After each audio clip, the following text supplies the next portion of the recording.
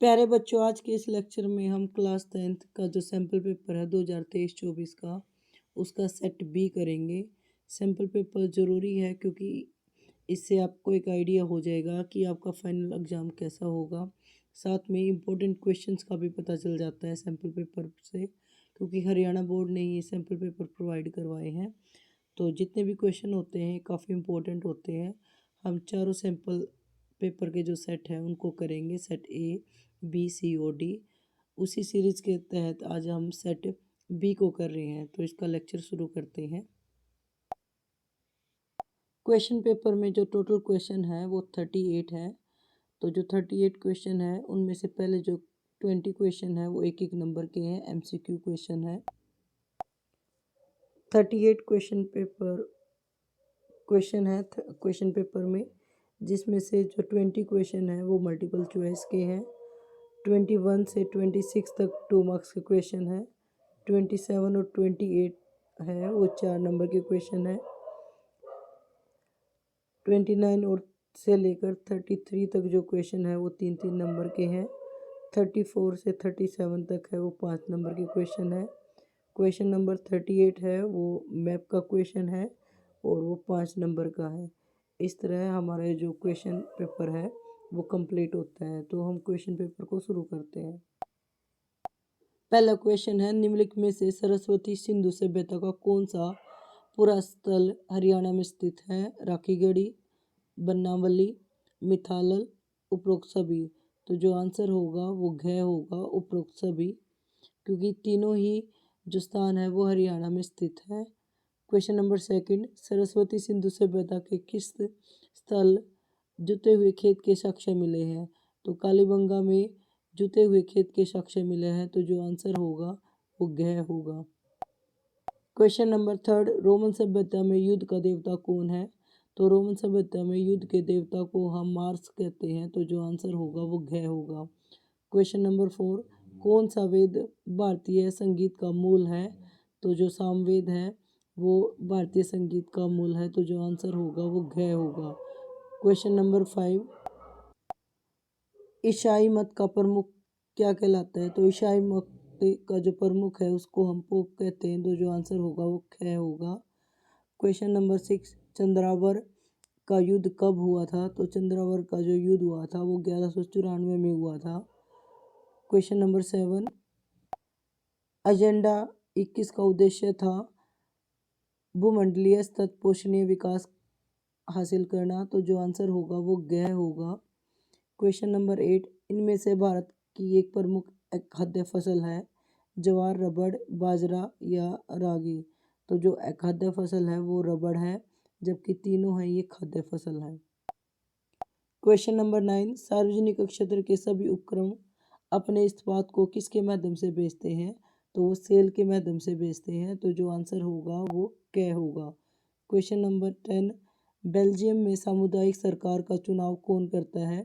Belgium में सामुदायिक सरकार का जो चुनाव है वो एक ही भाषा बोलने वाले लोग करते हैं, तो जो आंसर होगा वो सी होगा। क्वेश्चन नंबर 11, निम्न में से किस देश में बहुसंख्यकों के कारण गृह युद्ध हुआ था? तो जो श्रीलंका में युद्ध हुआ था, गृह युद्ध, वो बहुसंख्यकों की वजह से हुआ था, तो जो आंसर होगा वो घ होगा। क्वेश्चन नंबर 12, भारत की 8वीं अनुसूची में हिंदी के अतिरिक्त कितनी भाषाओं को मान्यता दी गई है? तो संविधान की 8वीं अनुसूची में हिंदी के अलावा 21 भाषाओं को मान्यता मिली हुई है। टोटल जो 22 भाषाएं हैं उनको 8वीं अनुसूची में मान्यता मिली हुई है, लेकिन क्वेश्चन है हिंदी के अतिरिक्त कितनी भाषाओं को मान्यता मिली है? तो जो आंसर होगा वो 21 होगा। क्वेश्चन नंबर 13, निम्नलिखित में से कौन सा विषय संघ सूची का है? तो जो विदेशी मामला है वो संघ सूची का विषय है, जबकि शिक्षा, विवाह व कृषि ये राज्य सूची का हिस्सा होते हैं। क्वेश्चन नंबर 14, धर्म को राजनीतिक से कभी भी अलग नहीं किया जा सकता, ये शब्द किसके हैं? ये शब्द महात्मा गांधी के हैं, तो जो आंसर होगा वो ख होगा। क्वेश्चन नंबर 15, निम्नलिखित में से कौन सा एक क्षेत्रीय दल है? तो डीएमके है वो एक क्षेत्रीय दल है, जबकि अन्य है वो राष्ट्रीय दल है। क्वेश्चन नंबर 16, एक राजनीतिक दल के कितने मुख्य हिस्से होते हैं? एक राजनीतिक दल के जो मुख्य हिस्से होते हैं वो 3 होते हैं। तो जो आंसर होगा वो ख होगा। जो आंसर होगा वो ग होगा 3। क्वेश्चन नंबर 17, डैश क्षेत्र भारत की जीडीपी में सबसे अधिक योगदान देता है? तो जो तृतीय का क्षेत्र है वो जीडीपी में सबसे अधिक योगदान देता है। क्वेश्चन नंबर 18, दिए गए विकल्पों में से एक विषम की पहचान कीजिए। डाकिया, मोची, सैनिक, पुलिस कांस्टेबल। तो जो सही विकल्प होगा वो मोची होगा। तो इन चारों में जो विषम है वो मोची है। तो जो आंसर होगा वो ख होगा। क्वेश्चन नंबर 19, 1 रुपये का नोट कैसी मुद्रा है? ऐच्छिक, सांकेतिक, वास्तविक या सहायक? तो 1 रुपये का जो नोट है वो एक वास्तविक मुद्रा है। क्वेश्चन नंबर 20, वैश्वीकरण को संभव बनाने वाला सबसे प्रमुख कारक कौन सा है? तो जो संचार प्रौद्योगिकी है, टेक्नोलॉजी है, कम्युनिकेशन, वो वैश्वीकरण को संभव बनाने वाला सबसे प्रमुख कारण है। तो जो आंसर होगा वो क होगा।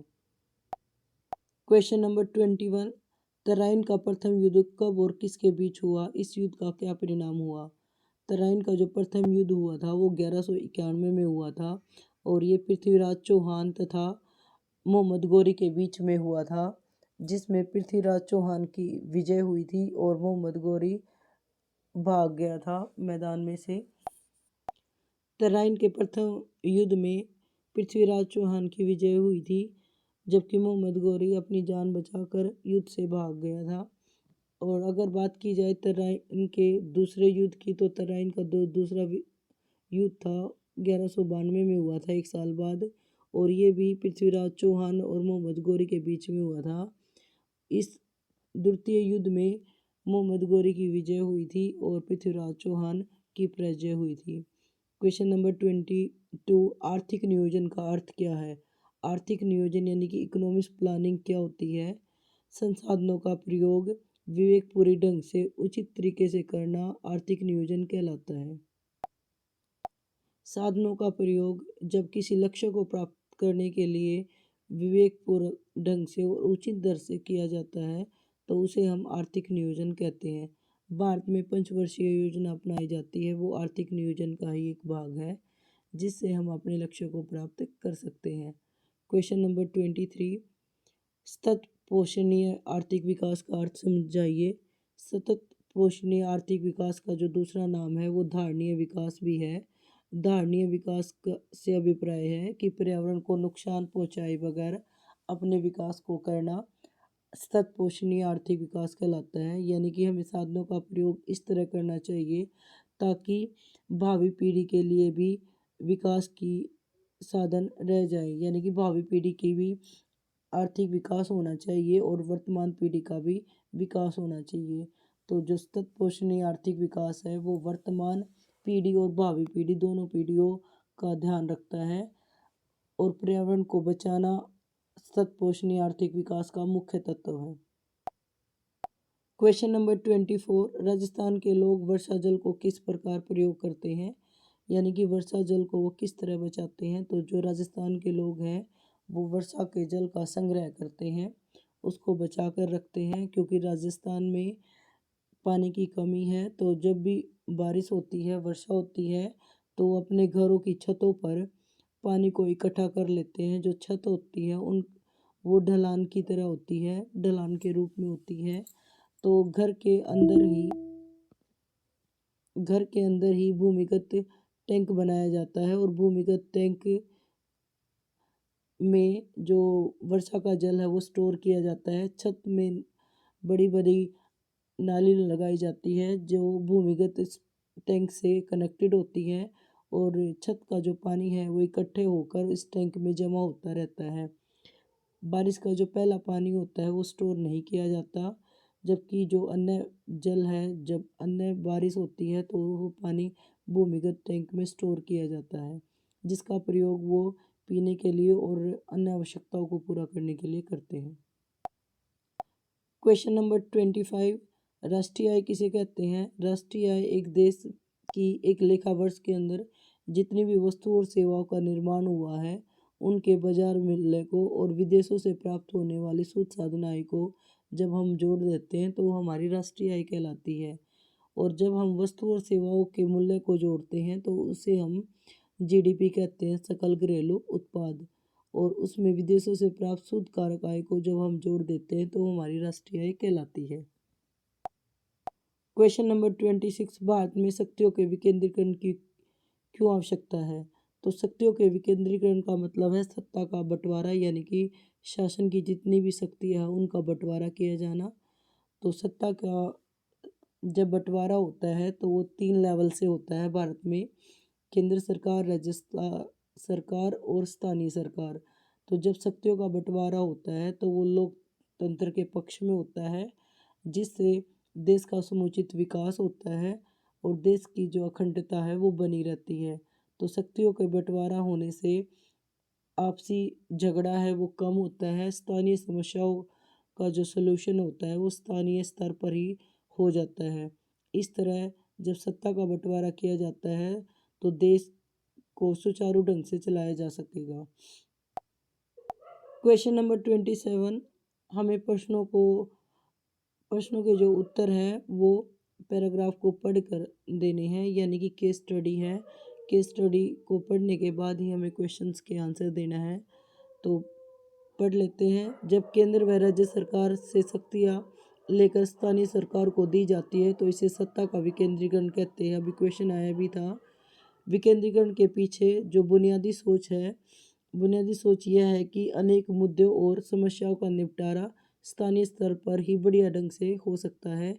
इसके अलावा स्थानीय स्तर पर लोगों को फैसलों में सीधे भागीदार संभव हो जाता है, यानी कि सीधे भागीदारी संभव हो जाती है। इसके बाद से गांव और शहर का स्तर पर सत्ता के विकेंद्रीकरण की कोशिशें हुई हैं। सभी राज्यों में गांव के स्तर पर ग्राम पंचायतों और शहर में नगर पालिकाओं की स्थापना हुई है। इस प्रकार प्रभावी ढंग से सत्ता का विकेंद्रीकरण नामात्र का हुआ है। अब क्वेश्चंस को करते हैं। विकेंद्रीकरण का क्या अर्थ है?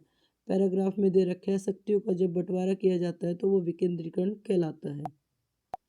फर्स्ट लाइन में ही आंसर है, जब केंद्र और राज्य सरकार से शक्तियां लेकर स्थानीय सरकार को दी जाती है तो इसे सत्ता का विकेंद्रीकरण कहते हैं। क्वेश्चन नंबर सेकंड, विकेंद्रीकरण के पीछे बुनियादी सोच क्या है? विकेंद्रीकरण के पीछे की जो बुनियादी सोच यह है कि अनेक मुद्दों और समस्याओं का निपटारा स्थानीय स्तर पर ही बढ़िया ढंग से हो जाए। तो इस तरह क्वेश्चन को इजीली हम कर सकते हैं। क्वेश्चन नंबर थर्ड, लोकतांत्रिक सिद्धांत को वास्तविक बनाने का सबसे अच्छा तरीका कौन सा है? हम अपने पैराग्राफ में करने से कर लेंगे। जो लोकतांत्रिक सिद्धांत को वास्तविक बनाने का सबसे बढ़िया तरीका है वो है सत्ता का विकेंद्रीकरण, यानी कि सत्ता का बंटवारा। जब हम सत्ता का बंटवारा करते हैं तो लोकतंत्र के लिए काफ़ी मजबूत हो जाता है। सत्ता के बंटवारे होने से सभी को समानता मिलती है और सभी को समान अधिकार मिलते हैं। क्वेश्चन नंबर 4, स्थानीय शासन में महिलाओं के लिए कितने प्रतिशत पद आरक्षित है? तो 73वें संशोधन के बाद महिलाओं को जो स्थानीय शासन में महिलाओं के जो योगदान है वो 33% मिला है। 33% है वो पद महिलाओं के लिए आरक्षित है। क्वेश्चन नंबर 28 भी केस स्टडी है। 2 केस स्टडी आएंगे आपके एग्जाम में। एक केस स्टडी आपको मिलेगी पोल साइंस से, यानी कि राजनीतिक शास्त्र से, और एक मिलेगी आपको अर्थशास्त्र से, यानी कि इकोनॉमिक्स से। तो पढ़ लेते हैं। हाल के वर्षों में लोगों ने गरीबों को उधार देने के लिए कुछ नए तरीके अपनाने की कोशिश की है। इनमें से एक विचार ग्रामीण क्षेत्रों के गरीबों, विशेषकर महिलाओं को छोटे छोटे स्वयं सहायता समूह में संगठित करने, उनके बचत पूंजी को एकत्रित करने पर आधारित है। एक विशेष सहायता समूह में एक दूसरे में पड़ोसी 15 से 20 सदस्य होते हैं जो नियमित रूप से मिलते और बचत करते हैं। प्रति व्यक्ति जो बचत रेट है वो 25 रुपये से लेकर 100 रुपये या इससे भी अधिक हो सकती है। यह परिवारों की बचत करने की क्षमता पर निर्भर करती है। सदस्य अपनी जरूरतों को पूरा करने के लिए छोटे कर्ज समूह से ही कर्ज ले सकते हैं। समूह इन कर्जों पर ब्याज लेता है, लेकिन यह साहूकार द्वारा लिए जाने वाले ब्याज से कम होते हैं। तो समूह बैंक से जो ऋण समूह के नाम पर लिया जाता है, यानी कि बैंकों से भी ऋण लिया जा सकता है ऋण समूह के नाम पर। इसका मकसद सदस्यों के लिए रोजगार के अवसर सृजन करना है। तो जो स्वयं सहायता समूह है वो अपनी खुद की मदद करते हैं और कम ब्याज दर पर लोगों को ब्याज देते हैं और बैंक से भी ऋण लिया जा सकता है। तो क्वेश्चन है इस के स्टडी के भी आपसे, एक स्वयं सहायता समूह में कितने सदस्य हो सकते हैं? एक स्वयं सहायता समूह में 15 से 20 सदस्य हो सकते हैं। क्वेश्चन नंबर सेकंड, स्वयं सहायता समूह में निर्णय कौन लेता है? तो स्वयं सहायता समूह के जो सदस्य होते हैं वे निर्णय लेते हैं। क्वेश्चन नंबर थर्ड, स्वयं सहायता समूह का एक प्रमुख लाभ क्या है? स्वयं सहायता समूह का एक प्रमुख लाभ ये है कि उन्हें कम ब्याज पर ही ऋण प्राप्त हो जाता है, साथ में वो बैंकों से भी ऋण प्राप्त कर सकते हैं। क्वेश्चन नंबर फोर, स्वयं सहायता समूह का सबसे अधिक फायदा समाज के किस वर्ग को हुआ है? तो स्वयं सहायता समूह का जो सबसे अधिक फायदा हुआ है वो ग्रामीण क्षेत्र में महिलाओं को हुआ है। आगे क्वेश्चन नंबर 29, सरस्वती सिंधु सभ्यता की सड़कों की व्यवस्था कैसी थी? तो सरस्वती सिंधु सभ्यता में जो सड़कें थी वो पक्की थी और दोनों जो सड़कें हैं वो नगरों को 5-6 वर्गों में बांटती थी। सड़कों पर जो साफ सफाई है वो काफ़ी उचित थी। सड़कों पर उचित नालियाँ थी, नालियाँ पक्की थी और एक दूसरे से जुड़ी हुई थी, जिससे साफ सफाई काफ़ी अधिक रहती थी। क्वेश्चन नंबर 30, वैदिक दर्शन का महत्व बताइए। तो जो वैदिक दर्शन है वो हमारे सनातन धर्म का मूल आधार है। वैदिक दर्शन हमें जीवन का आधार बताता है, जीवन को जीने का सलीका बताता है। इसमें मोक्ष प्राप्त करना जीवन का अंतिम उद्देश्य होता है। साथ में जो वैदिक दर्शन है वो पुनर्जन्म पर आधारित होता है। हमारे कर्मों के हिसाब से हमें पुनर्जन्म प्राप्त होता है। 3 गुण इसमें बताए गए हैं,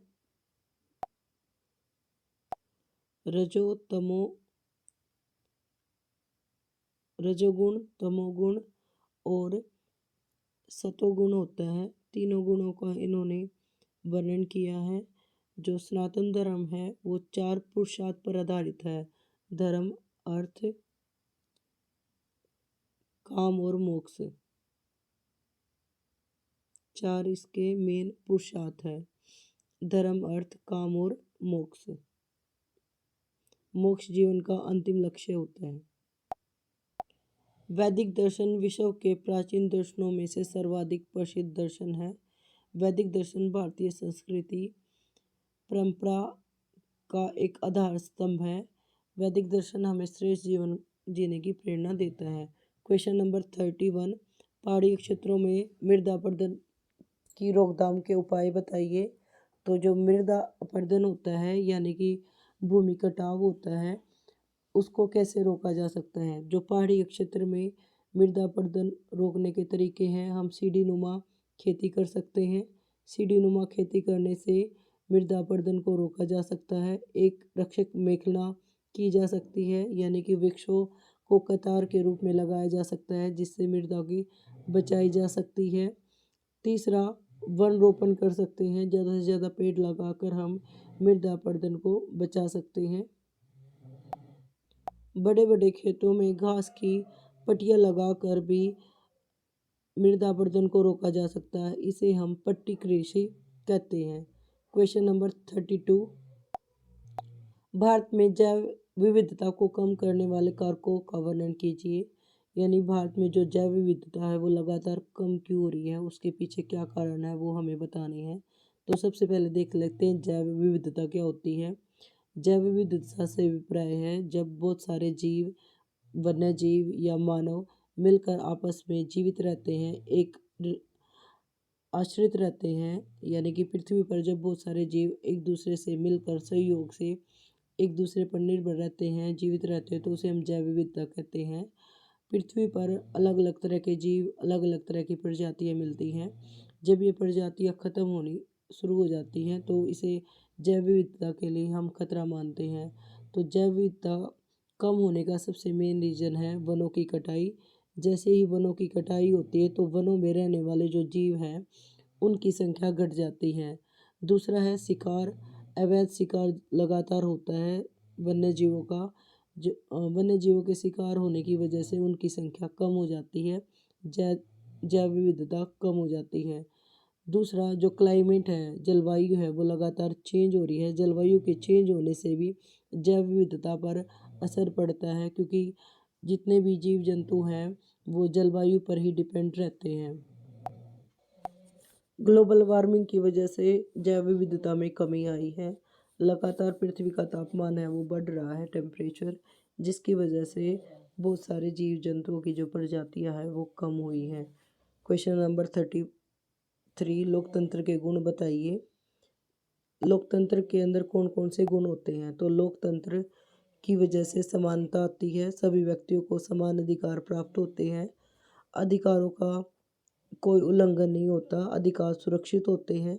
साथ में सभी जो व्यक्ति हैं वो अपने कल्याण को बढ़ावा दे सकते हैं, सभी का आर्थिक विकास होता है, किसी के साथ कोई भी भेदभाव नहीं होता है। तो लोकतंत्र में समान व्यक्ति, सभी को समान अधिकार प्राप्त होते हैं।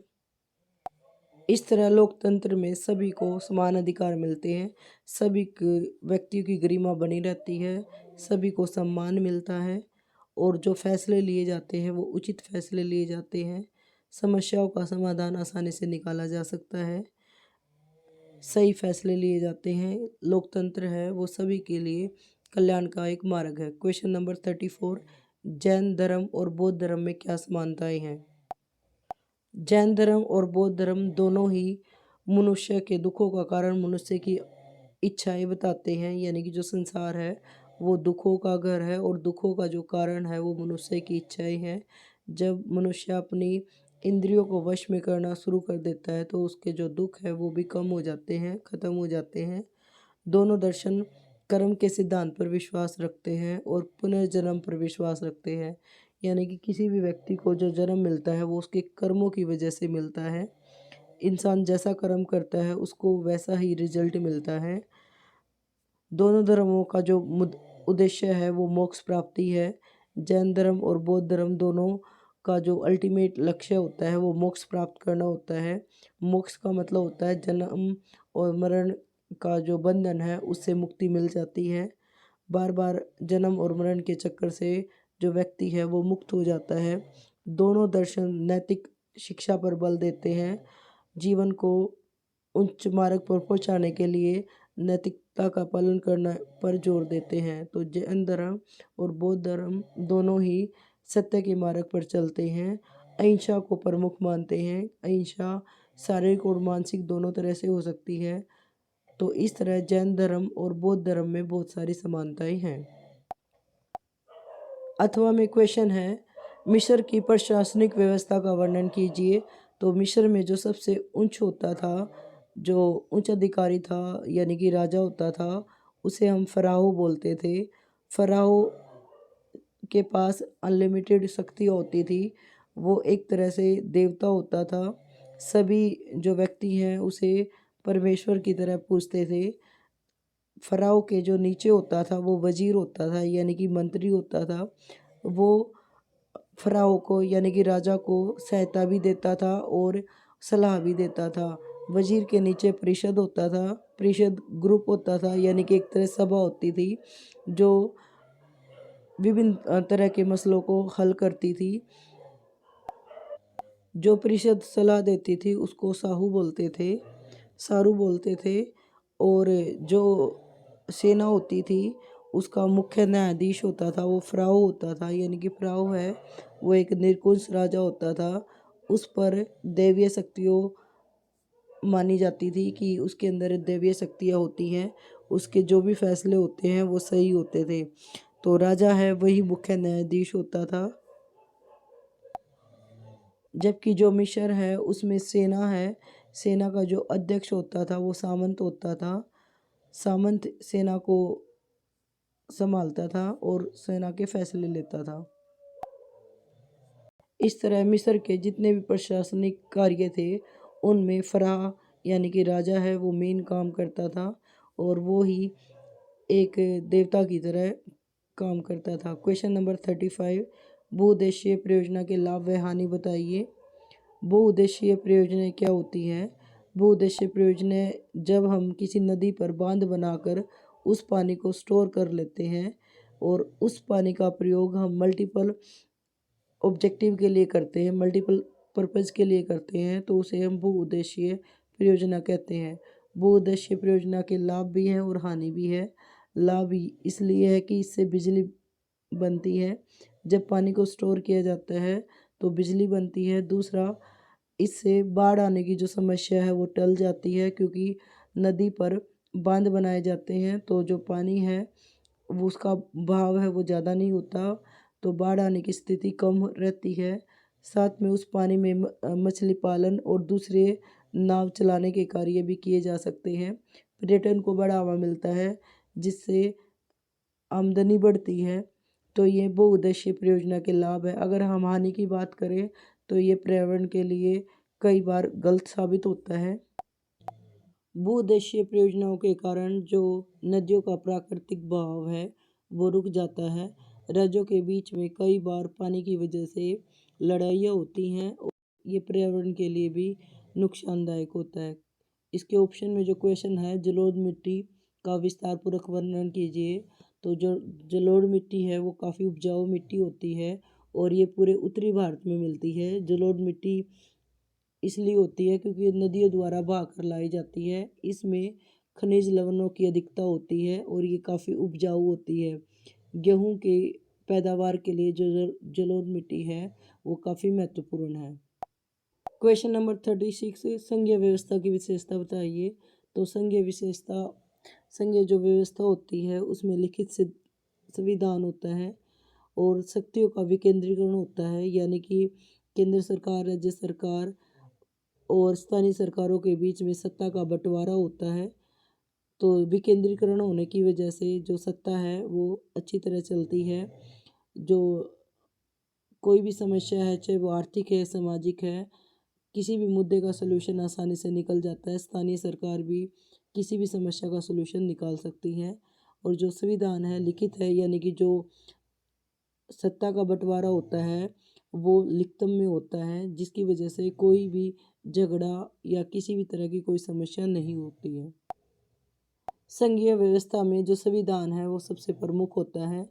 अगर किसी तरह की कोई समस्या होती है तो न्यायालय में जाकर उसका सलूशन निकाला जा सकता है। संघीय व्यवस्था में जितने भी कानून बनाए जाते हैं उनको सभी सरकारों को पालन करना होता है। अलग अलग सरकारें एक ही शासन के समूह के तरह कार्य करते हैं, यानी कि एक टीम की तरह कार्य करते हैं। और सरकारें हैं वो दो या दो से अधिक स्तर की हो सकती हैं। अथवा में जो क्वेश्चन है, जाति के अंदर राजनीतिक का वर्णन कीजिए। जाति के अंदर राजनीतिक का वर्णन से अभिप्राय है कि किस तरह जो जातिवाद है वो राजनीतिक से जुड़ा हुआ है। तो जातिवाद कई बार राजनीतिक में गहरा असर डालता है, जैसे कि श्रीलंका में हुआ था कि बहुसंख्यकवाद की वजह से एक ही बहुसंख्या जिसकी बहुसंख्या थी, जाति थी, वही लोग राजनीतिक में बार बार आए थे। तो कई बार ऐसा होता है कि एक ही जाति के समूह हैं वो बार बार राजनीतिक में आ जाते हैं और जो व्यक्ति हैं वो जाति देखकर वोट देते हैं। तो अगर जाति देखकर वोट दिया जाता है तो वो लोकतंत्र के विरुद्ध है, इसे हम लोकतंत्र नहीं कह सकते। तो राजनीतिक और जाति को अलग अलग होना चाहिए।